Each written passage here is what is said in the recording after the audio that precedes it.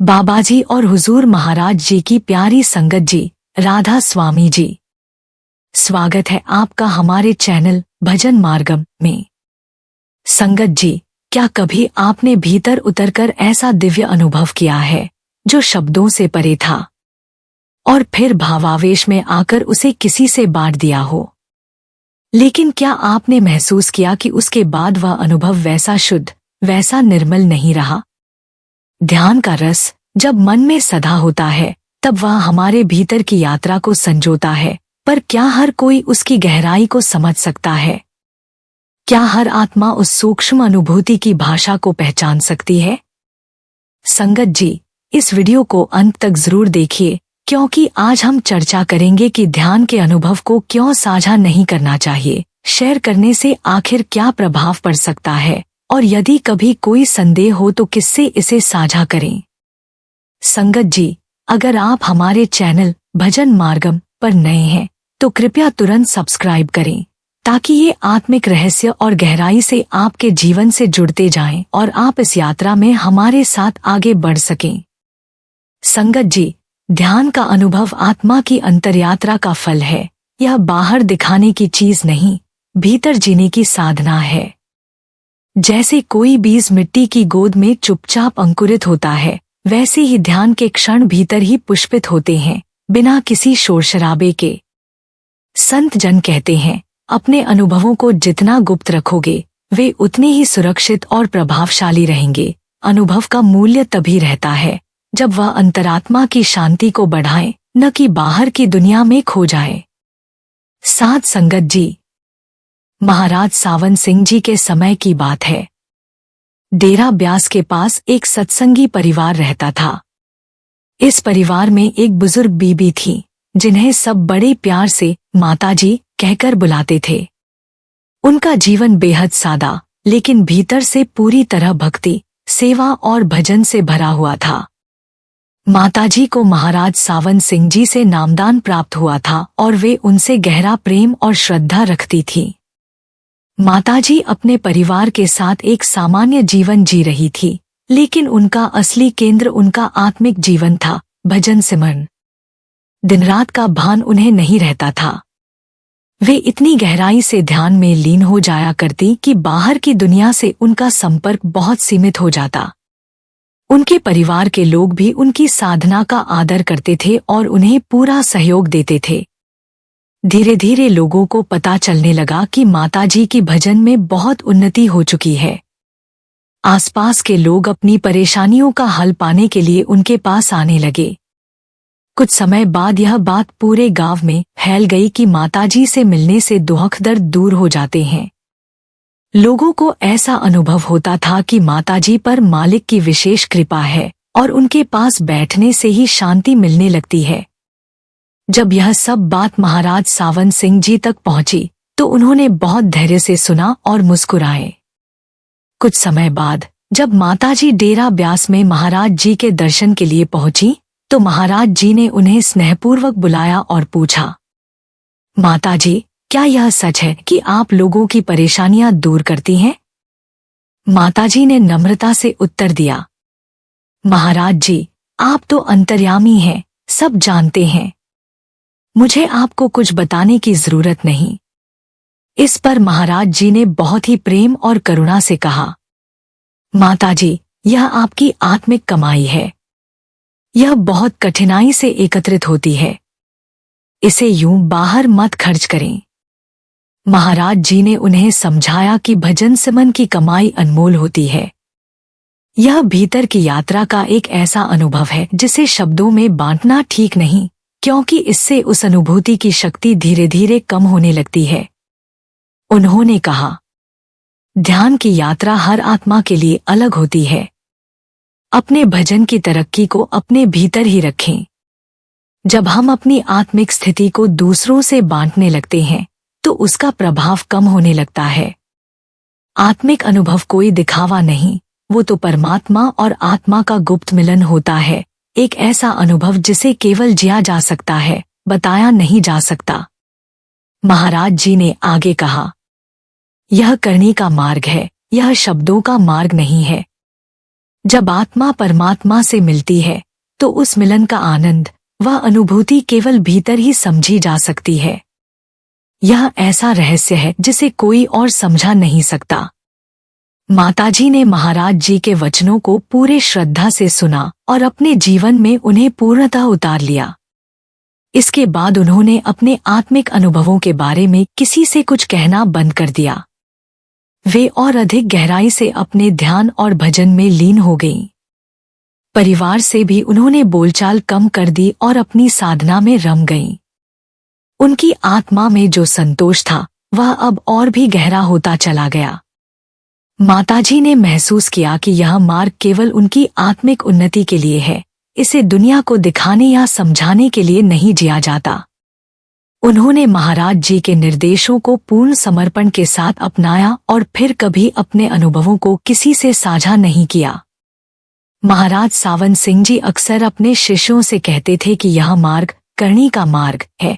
यहाँ जो कुछ भी मिलता है वह केवल अपने कर्मों और साधना से मिलता है, दूसरों को बताने या दिखाने से नहीं। वे कहते थे, आत्मिक यात्रा एक व्यक्तिगत और अत्यंत सूक्ष्म अनुभव है। इसे केवल अनुभव किया जा सकता है, शब्द से बांध नहीं सकते। हर आत्मा का मार्ग अलग है और इसलिए यह साधना भी व्यक्ति विशेष की होती है। हमारे बाबा जी भी यही सिखाते हैं कि ध्यान की राह पर मिलने वाले अनुभव बहुत व्यक्तिगत होते हैं। जब हम उन्हें दूसरों के साथ बांटते हैं तो कभी कभी हमारी ऊर्जा, हमारी भावना और हमारी कमाई कमजोर पड़ जाती है। इसलिए ध्यान की राह पर जो भी अनुभव मिले उसे अपने भीतर संजो कर रखें, वहीं वह सुरक्षित रहता है। संगत जी, हमारे प्यारे बाबा जी बार बार एक बात बड़े प्यार से समझाते हैं, हजम करो। उनका आशय यही है कि जो अनुभव हमें ध्यान में मिलते हैं, जो आत्मिक खजाना हमें भीतर से प्राप्त होता है, उसे भीतर ही समेट कर रखना चाहिए। बाबा जी एक सुंदर उदाहरण देते हैं। वे कहते हैं कि जैसे कोई व्यक्ति रोटी खाकर अगर उसे तुरंत उल्टी कर देंगे तो क्या उस रोटी से कोई ताकत मिलेगी? क्या वह शरीर को पोषण दे पाएगी? बिल्कुल नहीं। उसी तरह यदि हम कोई आत्मिक अनुभव करके उसे तुरंत दूसरों को बताना शुरू कर दें तो उस अनुभव की शक्ति भी धीरे धीरे नष्ट हो जाती है। हमें उसे भीतर पचाना है, उसे मन, बुद्धि और आत्मा में समाहित करना है, न कि ढिंढोरा पीटना है। बाबा जी यह भी समझाते हैं कि जैसे हम अपने धन और दौलत को बड़े ध्यान से तिजोरी में सुरक्षित रखते हैं, उसे किसी को दिखाते या सुनाते नहीं फिरते, वैसे ही ध्यान का अनुभव भी एक दिव्य दौलत है, एक अमूल्य खजाना है जिसे हमें बड़े गुप्त रूप से, श्रद्धा और प्रेम से अपने भीतर संजो कर रखना चाहिए। यह मालिक की दी हुई बेशकीमती दातात है। इसे यूं ही सबके सामने खोल देने से उसकी गरिमा और शक्ति कम हो जाती है। संगत जी, अब आइए हम थोड़ा और गहराई से समझें कि ध्यान के अनुभवों को दूसरों के साथ साझा करने से वास्तव में क्या क्या खतरे हो सकते हैं और हमारे प्यारे बाबा जी बार बार ऐसा क्यों कहते हैं कि हजम करो, न कि ढिंढोरा पीटो। ये कोई साधारण बात नहीं, बल्कि एक गहरा आध्यात्मिक संकेत है जो हमारी साधना की रक्षा करता है। एक अहंकार का जन्म। संगत जी, जब कोई साधक ध्यान में कोई सुंदर अनुभव करता है, जैसे प्रकाश देखना, धुन सुनना, दिव्य गंध का अनुभव होना या कोई विशेष आत्मिक स्थिति का बोध, तो एक स्वाभाविक आकर्षण होता है उसे दूसरों से साझा करने का। लेकिन जैसे ही हम कहते हैं, मैंने ये देखा, मुझे ऐसा अनुभव हुआ, तो अनजाने में मैं का बीज अंकुरित होने लगता है। यही मैं साधना की सबसे बड़ी रुकावट बनता है। बाबा जी कहते हैं, जहां मैं वहां तो नहीं, यानी जहां मैं भाव है वहां मालिक की उपस्थिति बाधित हो जाती है। मान लीजिए एक साधक ने पहली बार ध्यान में रोशनी का अनुभव किया और वह सबको बताने लगा कि मुझे यह अनुभव हुआ, अब मैं उच्च स्थिति में हूँ। तो धीरे धीरे यह भावना पनपने लगती है कि मैं किसी और से अलग हूँ, मैं आगे बढ़ गया हूँ, और यह ईगो, अहंकार, साधना को भीतर से खोखला कर देती है। ध्यान का मार्ग आत्मलोप का मार्ग है, और जब तक मैं जीवित है तब तक आत्मा का वास्तविक अनुभव नहीं हो सकता। दो लोगों की प्रतिक्रियाएं। संगत जी, दूसरी बड़ी बाधा है लोगों की प्रतिक्रियाएं। हर व्यक्ति आपकी स्थिति को समझ नहीं सकता। कई बार साधक अपने अनुभवों को परिवार या दोस्तों से साझा कर देते हैं, यह सोचकर कि वे समझेंगे। परंतु कई बार सामने वाला न तो उस अनुभव पर विश्वास करता है, न ही उसकी गहराई को समझ पाता है। एक उदाहरण लीजिए। एक बहन जी ने ध्यान में बहुत सुंदर ध्वनि सुनी जो उनके भीतर प्रेम और शांति भर गई।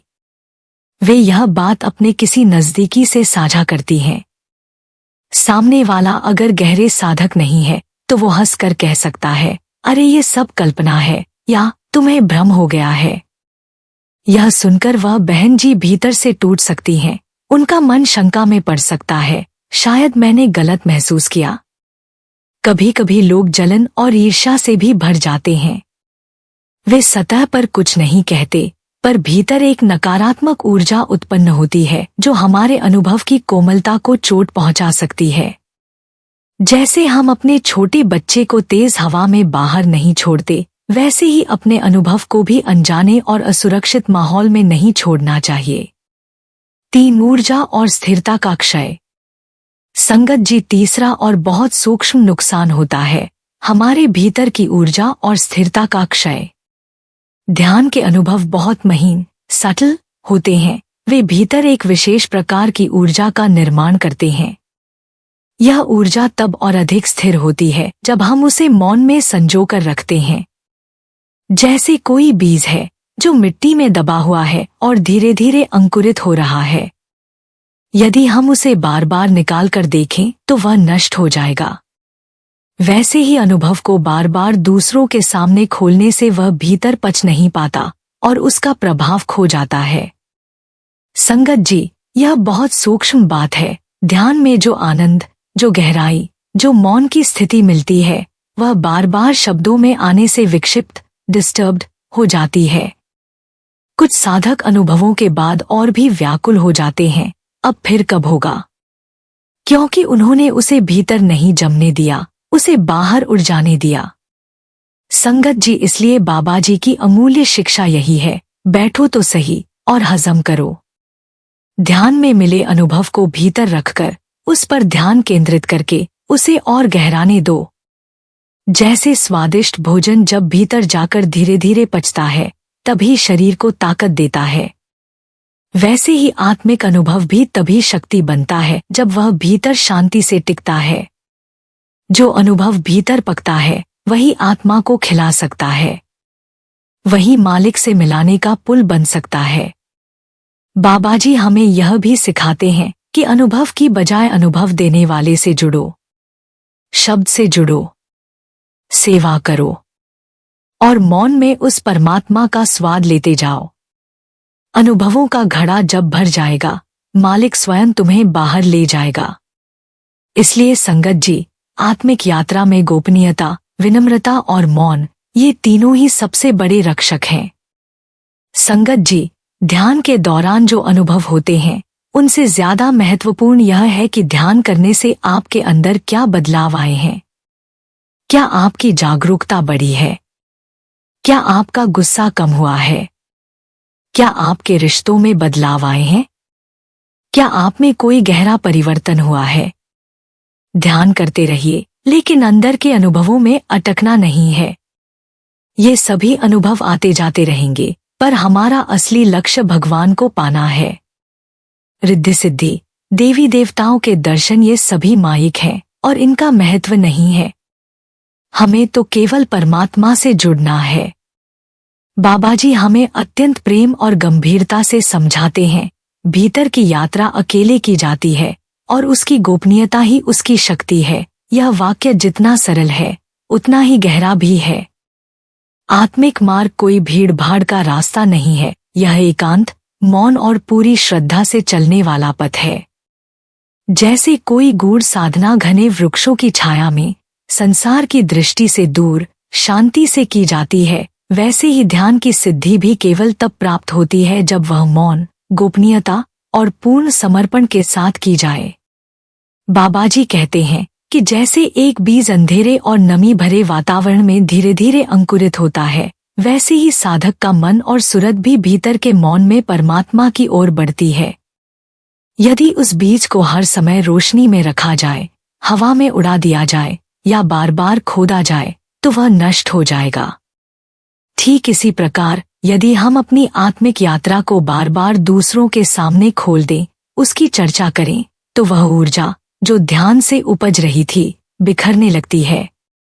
संगत जी, हमारी साधना, हमारा अनुभव, हमारा ध्यान, यह सब अत्यंत कीमती रत्नों की तरह होते हैं। कोई भी बुद्धिमान व्यक्ति अपने अमूल्य रत्नों को खुले में नहीं रखता, उसे छिपाकर सुरक्षित तिजोरी में रखता है। उसी प्रकार ध्यान की ऊर्जा को भी गोपनीयता की तिजोरी में रखना जरूरी है। यह गोपनीयता कोई छिपाने की भावना से नहीं है, बल्कि यह उस पवित्र ऊर्जा की रक्षा के लिए है जो हमारे ध्यान में एकत्र होती है। इसलिए साधक की सुरक्षा इसी में है कि वह अपनी यात्रा को एकांत, मौन और श्रद्धा में रखे। जब हम अपनी साधना की रक्षा करते हैं तो वह साधना हमें स्वयं मालिक की गोद में पहुंचा देती है। बाबा जी की ये अमूल्य शिक्षा है। ध्यान की सच्ची प्राप्ति शब्द में लीन होने से होती है, न कि शब्दों में उसे बांटने से। इसलिए चलिए भीतर की यात्रा को भीतर ही रखें, मौन साधना को गहराए और मालिक की रहमत को हृदय में संजोकर आगे बढ़ते रहें। यही हमारी सच्ची सुरक्षा है। संगत जी, गुरु नानक देव जी की वाणी में भी एक अत्यंत गूढ़ और मार्गदर्शक बात आती है। मन की बात मन में ही राखो जब तक पूर्ण शुद्धि न हो जाए।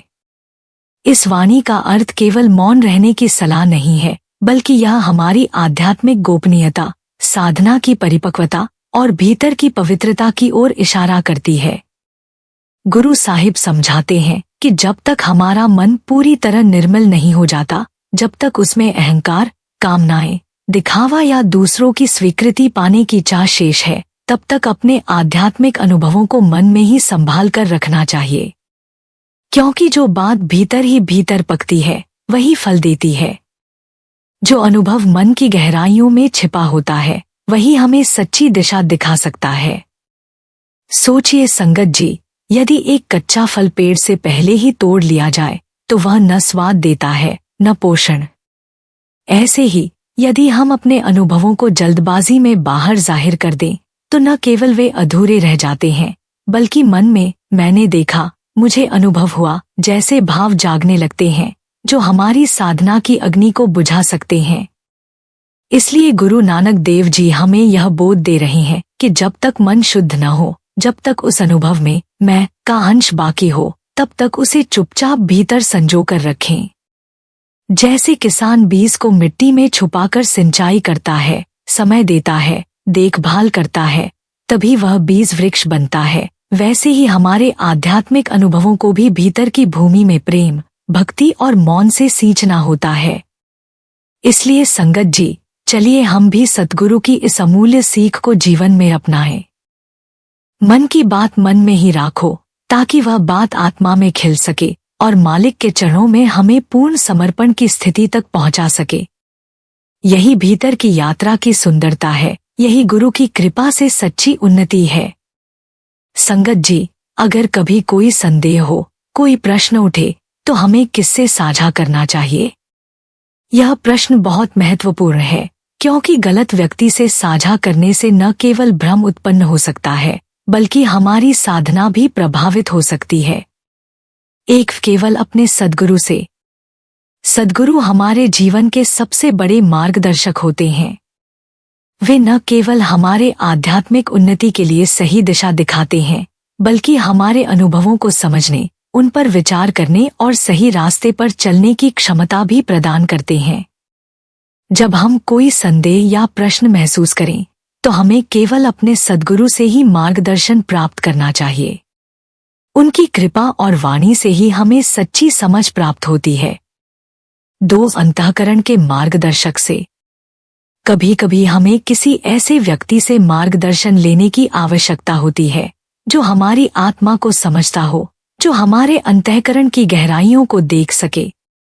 ऐसे लोग या गुरु भाई बहनें जो स्वयं गंभीर साधक हैं और जिनका जीवन साधना और ध्यान में समर्पित है, वे हमारी परिस्थिति को समझ सकते हैं। ये लोग हमें सही दिशा दिखा सकते हैं, क्योंकि वे स्वयं भी उस मार्ग पर चल चुके होते हैं और उनके पास वही अनुभव होते हैं। 3. विनम्रता, समझ और श्रद्धा से अनुभव साझा करें।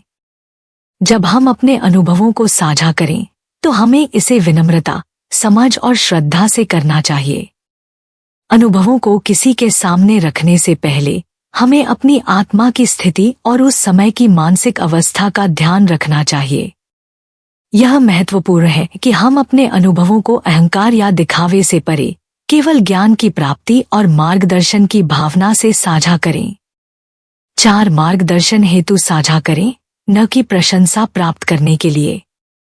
कभी कभी हम अनुभवों को इसलिए साझा करते हैं ताकि लोग हमारी आध्यात्मिक उन्नति की सराहना करें, लेकिन इस प्रकार का साझा करना साधना की भावना से मेल नहीं खाता। अगर हम अपने अनुभवों को सिर्फ मार्गदर्शन प्राप्त करने के लिए साझा करते हैं, तो यह हमारी निरंतर साधना और आध्यात्मिक उन्नति की प्रक्रिया में मदद करता है। हमें ध्यान रखना चाहिए कि अनुभव साझा करते समय हम अपनी आध्यात्मिक निष्ठा और समझ को बढ़ाने की ओर ध्यान केंद्रित करें, न कि किसी प्रकार के प्रशंसा या ध्यान आकर्षण के लिए।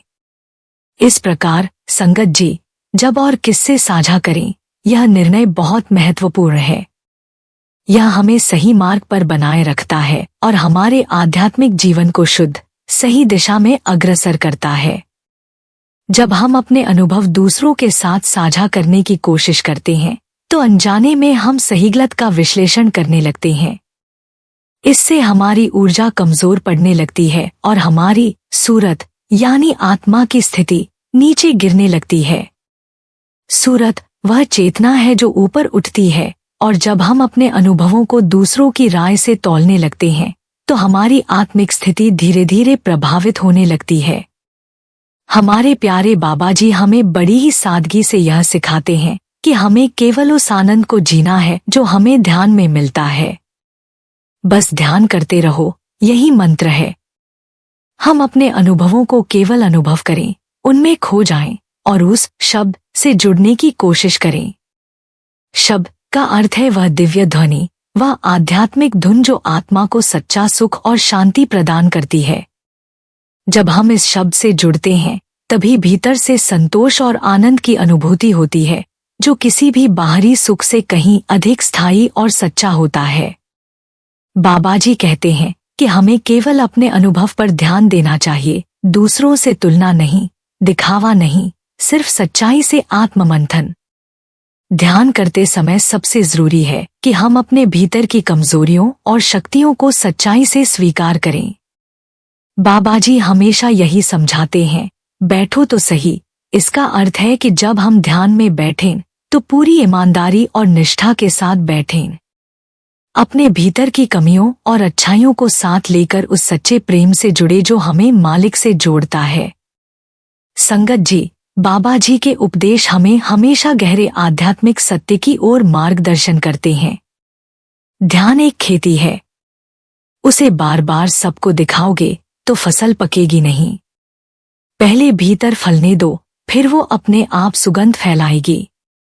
यह उपदेश हमें यह समझाता है कि साधना और ध्यान की गहराई हमें भीतर से विकसित होती है।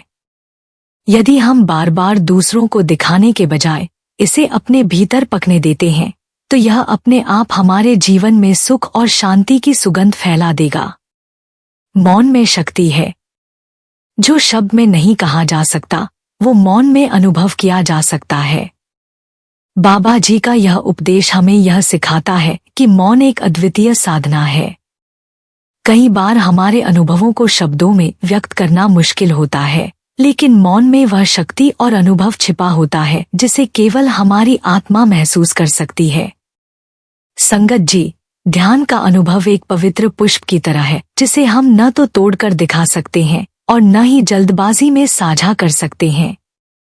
हमें इसे संभालकर और सम्मान के साथ अपने भीतर सहेजना चाहिए।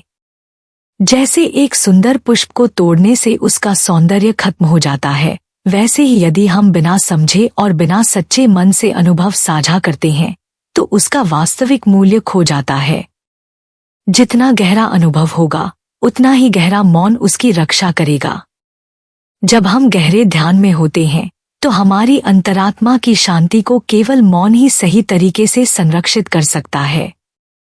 इसलिए हमें भजन, सेवा और सत्संग के साथ अपने अनुभव को और गहरा करते जाना चाहिए, ताकि वह हमारे जीवन में उतरकर हमारी आत्मा को शुद्ध और प्रकाशित कर सके। अपने अनुभव को जीने, महसूस करने और समझने का समय दें और उसे धीरे धीरे अपनी साधना में समाहित करें। मालिक से जुड़ने के लिए पहला कदम उठाना बहुत जरूरी है। बाबाजी हमें यह सिखाते हैं कि कदम तो बढ़ाओ। यदि हम ध्यान करते हैं तो यह महत्वपूर्ण है कि हम अपने मन की स्थिरता बनाए रखें और अपने इरादों को स्पष्ट रखें। हमें अपने ध्यान में अडिग रहना चाहिए और अपने हृदय में प्रेम और श्रद्धा को संजोकर रखना चाहिए। हमारे बाबाजी का यह भी कहना है कि जब हम ध्यान करते हैं तो हमें सच्चाई से खुद को जांचना चाहिए। यह नहीं कि हम किसी और के अनुभवों के आधार पर अपनी यात्रा को परखें। हर एक व्यक्ति का अनुभव अलग होता है और हमें यह समझना चाहिए कि यह एक ऐसी यात्रा है जो सिर्फ हमारे लिए है। हमारे प्यारे बाबाजी की सिखाई हुई यह बातें हमें यह सिखाती हैं कि आध्यात्मिकता एक व्यक्तिगत यात्रा है। जब हम अपनी आध्यात्मिकता को दूसरों के साथ साझा करते हैं या उनकी धारणा के आधार पर अपने अनुभवों का मूल्यांकन करते हैं तो हम अपनी आत्मा की स्थिति को कमजोर कर देते हैं। हमें बस आनंद लेना चाहिए और अपने ध्यान में स्थिर रहना चाहिए। हमें अपने अनुभवों को सुनहरा बनाना चाहिए और परमात्मा से जुड़ने के लिए निरंतर प्रयास करते रहना चाहिए। जब हम अपने ध्यान के अनुभव को अपने तक सीमित रखते हैं, तब हम उस दिव्य अनुभव को प्राप्त करते हैं जो वास्तव में अद्वितीय है। इसलिए याद रखें कि जब आप ध्यान करते हैं तो केवल अपने अनुभवों का आनंद लें और सच्चाई से जुड़ने का प्रयास करें। संगत जी, अगर आपने कभी कोई ऐसा अनुभव किया है जो आपकी आत्मा को छू गया, जो आपके भीतर एक गहरी शांति और संतोष का कारण बना, तो उसे सबसे पहले अपने गुरु चरणों में समर्पित करें। यही सच्ची श्रद्धा और विनम्रता है और इससे आपके अनुभव की शक्ति और गहराई और बढ़ेगी। अगर आपको यह बात उपयोगी लगी हो तो कृपया इसे अन्य साधकों के साथ साझा करें। इस ज्ञान को फैलाने से हम सब एक साथ बढ़ सकते हैं। वीडियो को लाइक करें। हमारे चैनल भजन मार्गम को सब्सक्राइब नहीं किया है तो अब जरूर करें और कमेंट में राधा स्वामी लिखकर अपनी उपस्थिति दर्ज कराएं। इससे न केवल आपको आशीर्वाद मिलेगा बल्कि इस मार्ग पर चलते हुए हम एक दूसरे का मार्गदर्शन भी कर पाएंगे। राधा स्वामी जी।